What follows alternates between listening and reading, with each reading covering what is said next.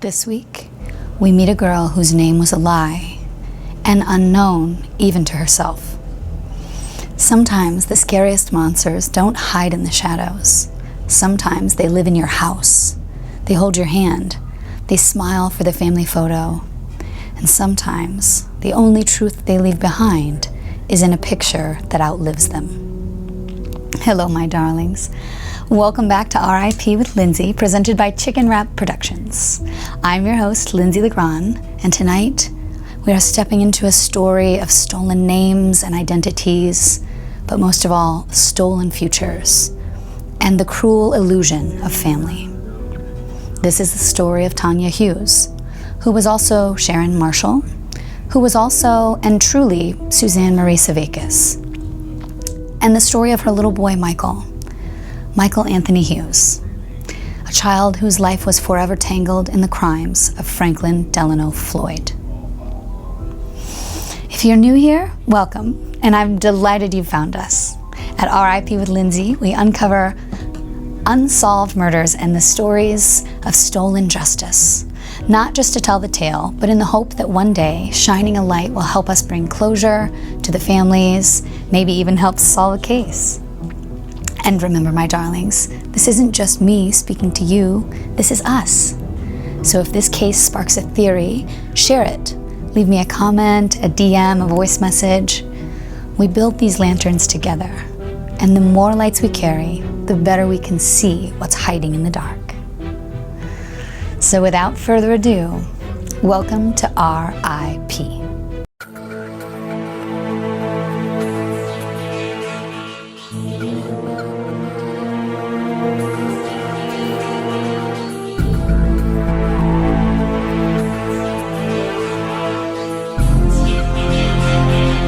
Part 1. Let's talk about the night on the highway. It's Oklahoma City, Oklahoma, on April 1990. The morning air along the Oklahoma highway carried the chill of dew and the faint hum of long-haul trucks. A driver spotted something on the shoulder of a road. A young woman, barely breathing, dressed in a miniskirt and heels. Her name, according to her ID, was Tonya Hughes. She was just 20 years old. By the time she reached the hospital, she was already slipping away. Within 3 days, she was gone. Police called it a hit and run. Tragic, yes, but accidental. Case closed. But nothing about Tonya's life or her death were as it seemed. At the time, she was working as a dancer in a strip club. What I want to tell you is about Tonya when she was young, how she was known in high school. So when Tonya was in high school, she was especially bright. She was in all the clubs. She was very involved and incredibly intelligent. This was known by everyone who encountered her. She was studying, well, she wanted to become an aerospace engineer. So she was taking all these classes in high school to try to prepare her for that transition into adulthood. And she was working really hard. Her friends noted that she had quite a bit of responsibility at home, and she had a very strange dad. Her father was really strange. He was really an older guy, known to be kind of a pervert, socially inept, didn't know how to socialize with people in a way that was normal. Just a really bizarre guy. And he didn't seem to treat her very well, and he seemed to make her quite nervous. For example, her friends were not allowed to call the house. She was only allowed to call out, and mostly when he wasn't home. When he would get home, her friends noted that her voice went from sounding natural and normal to uptight, nervous, anxious, walking on eggshells. So she was very clearly very fearful of this man. And some even noted knowing that there was abuse in the home. And I didn't even want to talk about this bit. But one of her friends from high school said that she was not allowed to stay the night at Sharon's house because of how strange her father was. But one day her father was away, so she goes and spends the night at Sharon's house, and Sharon wants to start putting on all this lingerie, and it's strange. They're like 16 years old. Why does she even have this? Sharon's strange pervy dad bursts in with a gun in his hand and is just like ogling the girls, just looking at them, treating them strangely. And then he sort of cackles and leaves. Then, however, he comes back into the room and tells the friend to put a pillowcase over her head and lay still. And he rapes his daughter, Sharon, right next to the friend. This is horrible. I cannot imagine living through any of this. This is just horrendous. The friend is so frightened, she never tells anyone, and obviously never spends the night again. So the same best friend that had stayed the night recalls getting a call from Sharon, and she is on top of the world. Sharon's number one goal in this life was to go to Georgia Tech and to study aerospace engineering. And after all of her hard work and dedication in her studies, she had been accepted. Oh, it was the moment. She was so delighted. And then the unthinkable happens. Sharon becomes pregnant. And her father has said, "You're not allowed to keep this baby, and you're not allowed to go to college." And so, before the baby is even born, Sharon's father moves her away and moves her to, I think, Arizona, somewhere in Arizona, where she says, "I'm going to have the baby and give it up for adoption. And somebody has to take care of daddy, and that's why I can't go to college." So time marches on. She has the baby, and she gives it up for adoption. Somehow they make their way down to Tampa, Florida. And she's dancing at this club down there. And she is, I think all the other dancers, it was at a club called Mons Venus, which was sort of a real hot spot in Tampa at the time.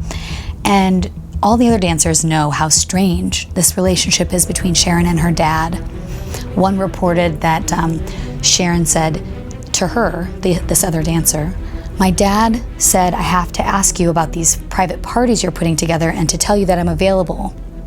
And so her friend takes her to one of these private parties, and Sharon is thrown out for offering sexual services at basically standing outside the restroom of this establishment. And so basically things are just starting to fall apart in Tampa. However, one of Sharon's friends is named Cheryl, and she has started kind of hanging around with Sharon and her dad. And the other dancers are like, "You need to stay away from them. They're tremendously dangerous. That guy's a creep. He's a perv." Cheryl even showed up one day at the club with bruises on her face and her neck. It was clear that someone had strangled her. And again, the dancers are warning her, "We can't protect you from these people. You have to stay away from them." What is this incredible draw that causes these women to spend time with this egregious man? I cannot understand it. Even still, that evening when Cheryl's leaving with all of the bruises on her, another dancer walks out and sees her. And she's standing there next to Sharon's father. And they're in this heated argument, heated debate. He is screaming at her at the top of his lungs. So this other dancer, who's a friend of theirs, goes over and intervenes, removes Cheryl from the situation, but noted that Floyd, the father, like revved his engine at her when she tried to break them up. He was yelling these threats. He was telling Cheryl, "I'm going to kill you." There were also rumors of this videotape that Floyd had made of Sharon and Cheryl on the beach topless, and the rumors about this are starting to spread. So a few days later, Sharon and her dad leave town. She's actually going by the name Tonya at this time, but we're just going to keep it simple and continue to call her Sharon, as that was the name that was first known to her. So Sharon and her dad leave town, and they just sort of vanish into thin air. What's curious, though, is that Cheryl is also never seen again. After that argument with Sharon's father in the parking lot, when he makes this outrageous claim, "I'm going to kill you," she is never seen again. Most of the dancers think that the reason that Sharon and her dad left town were that rumors were starting to circulate. Social favor was no longer on their side. Not that it really ever was, but even still, they're just kind of gone in the night. Tonya Sharon was married on paper to a man named Clarence Hughes. However, he was a lot older than her. And it was kind of a strange marriage. No one really seemed to understand it. But what they came to know later on in the investigation was that when Cheryl went missing, that's in essence why they left Florida, was because he had taken and murdered Cheryl, but no one knew. And he knew that the authorities were going to be looking for an older man, a younger woman, his daughter, and a child. So as they made their escape from Florida, they stopped in, I think, Louisiana, and he forced her to marry him, his own daughter, because he was hoping that investigators were not, that would throw them off of his trail. So she's married to this guy. No one can seem to understand why, and there's this little boy, Michael. And another thing that was very notable and strange about this marriage was that obviously her husband/father was very controlling, but what was especially alarming was that he never let her son out of his sight. He kept that boy under lock and key. This little boy's name is Michael. So while Sharon was living in Florida, she did become pregnant, and this time she had the baby and kept it. Nonetheless, he keeps the boy under lock and key, which keeps his wife/daughter under control. So this is terrible. And all the while, Floyd is gaining the wrong kind of attention. People are very suspicious of his behavior, on his ongoing behavior, but also now Tonya's dead, and under extraordinarily suspicious circumstances. And so the whole thing doesn't make sense, and it all just reeks of nefarious intentions and activities. But they can't tie her death to him at this point. They just know that it's suspicious. So after her death, her friends at the club are like, they're telling the police, they're telling Child Protective Services, you cannot leave this small boy in the care of this vicious man. He's dreadful. And so authorities do step in, and they take Michael, the little boy, after Tonya's death. And he is raised by a loving couple in foster care from the years of 2 years old to 6 years old.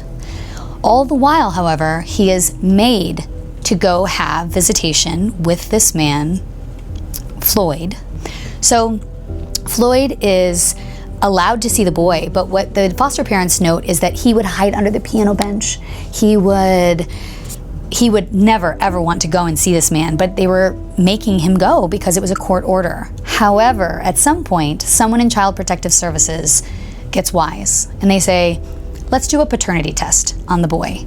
And they do, and it turns out that Floyd was never his father at all.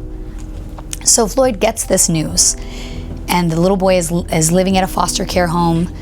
In essence, Floyd can see that this little boy is no longer going to be in his care or custody, and he takes matters into his own hands. And he goes to an elementary school with a gun, and he kidnaps the principal of the school as well as the little boy, steals the principal's truck, and drives off with both of them at gunpoint. This is egregious. So while they're looking for this little boy, they find the principal. He's been tied to a tree and left for dead in the woods. But they still can't find his truck, the little boy, or Floyd. So a nationwide manhunt ensues, okay? Everyone wants to find this darling little boy whose mother has been murdered, basically. And everyone's looking every place, and they can't find him anywhere. And so the detectives are getting really smart at this point. They're really trying to figure out, how can we get this guy? How can we get him? So they're skillfully looking at all of his aliases, all the times that he changed his name. He had changed it so many times across so many states. So they put out an APB. This is an all points bulletin, basically at all of the federal agencies. Should he come in to renew his license, or if he gets pulled over, or if law enforcement or any sort of governing authority interacts with this man at any point, the police and the FBI need to know. This is a very high-profile case at this point. So sure enough, through that intensely brilliant investigative work, they find out that he's in, gosh, where was it, like Milwaukee or something, but he's trying to renew his driver's license. And so they know where he is and they have an address for him. So marshals go and deliver him his license. That's sort of the scenario that they proposed in an effort to go and arrest him, and they make the arrest. And this is incredible. It's so exciting. They make the arrest. They find him in the same pickup truck that he had stolen during the kidnapping, but there's still no Michael and no sign of the boy anywhere. And so while this arrest was exciting in terms of the advancement of the case, it's still so disheartening that no one knows where Michael is. This little darling 6-year-old boy who's completely innocent of anything in this story. Of course, naturally, Floyd won't tell investigators anything. He insists that he's left the boy with some rich person in Arizona or something, so makes up some story, and maintains that he loves the boy and that he just doesn't have custody of him, or have him in his custody at the moment. So we've made the arrest, but we haven't made any actual progress outside of the fact that they can now charge him for the kidnapping of Michael. And because it was done with a gun, and because it was done on federal property, because it was a school, there were a number of reasons that they were able to ratchet up the sentencing on this, and he was sentenced to 52 years in prison, no parole. So we know he's going to at least be in prison for a while. Meanwhile, a few years go by, and again, absolutely brilliant, creative, ingenious investigative work, because the investigation team have scoured this vehicle for clues.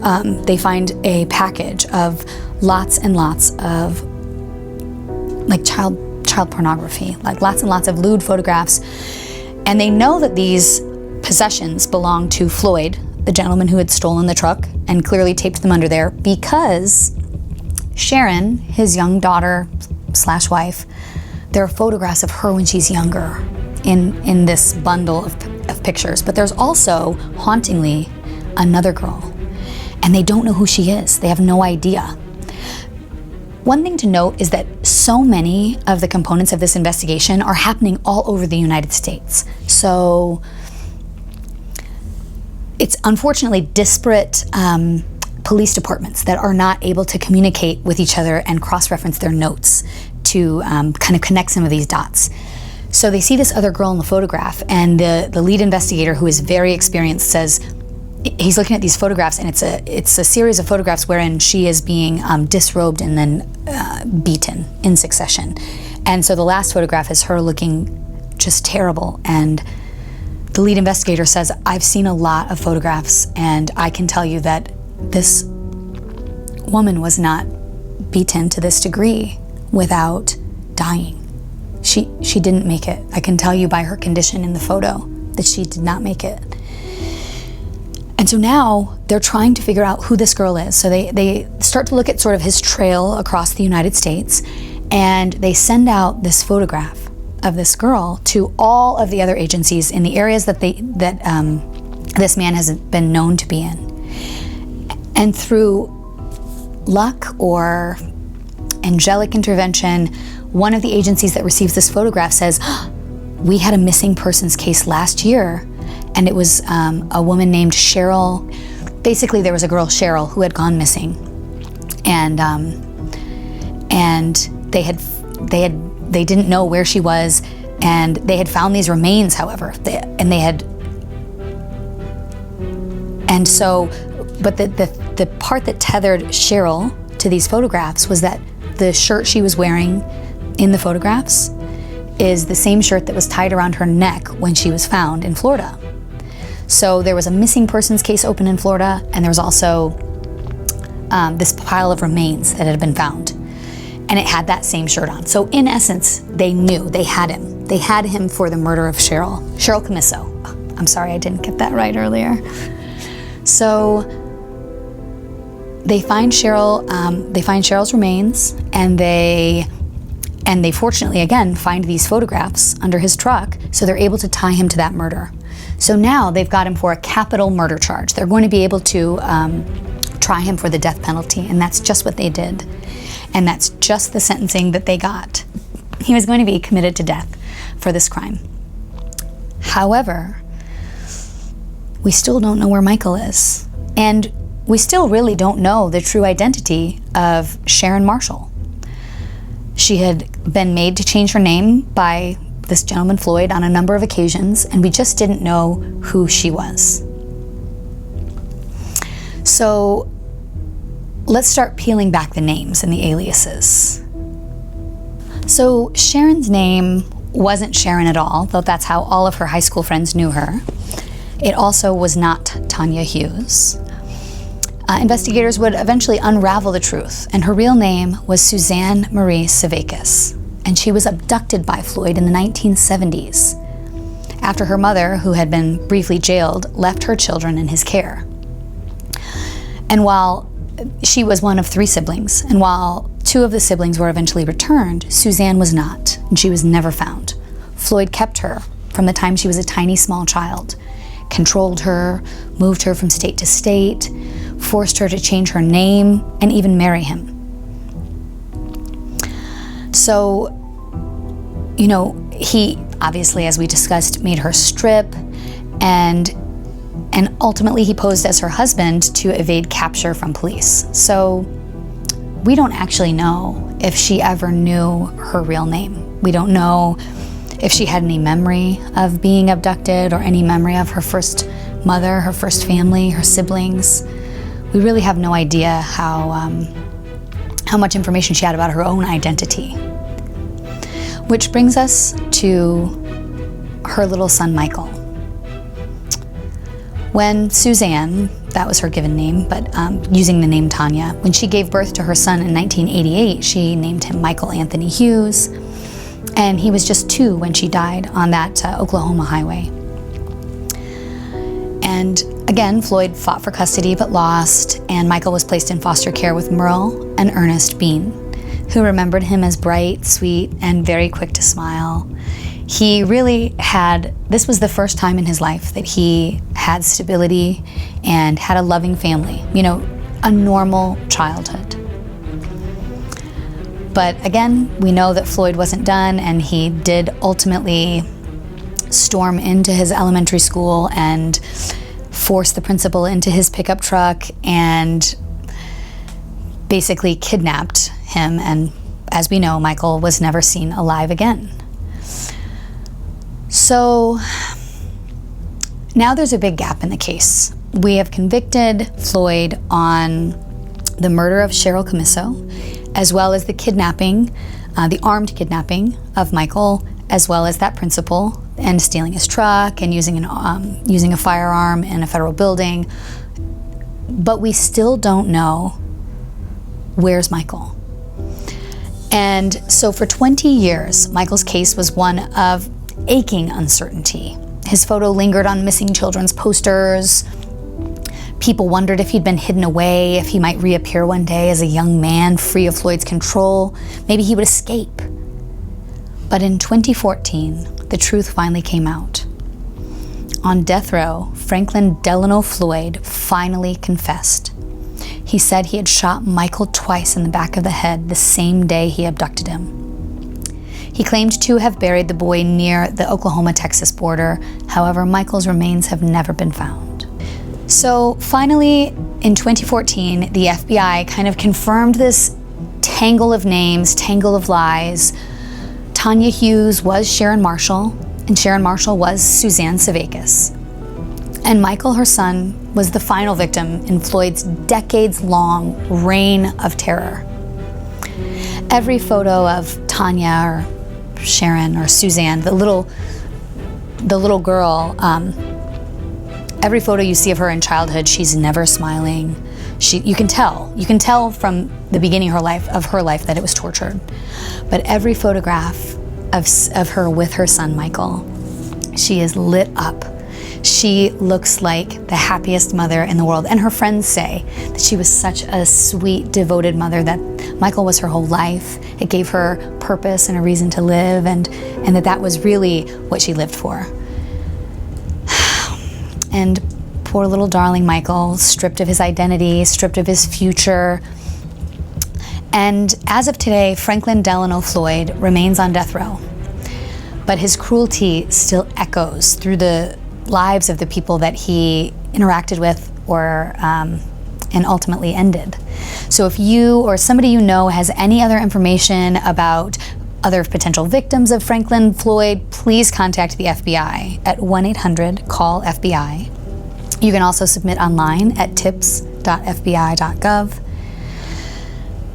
You know, even decades later, the truth still matters, and that's what I really want to leave you with. Oh, my darlings, we've untangled a story made of masks today. We've spoken the true names of a woman and a child who were never allowed to live freely in their own skin. And that's why we're here. To honor, to remember, to call the shadows what they are. I love you endlessly. Thank you for listening. Thank you for caring. Thank you for staying with me in the dark. And I hope to hear from you in the comments section or send this to a friend. And until next time, keep your light close, your shadows closer, and rest in peace.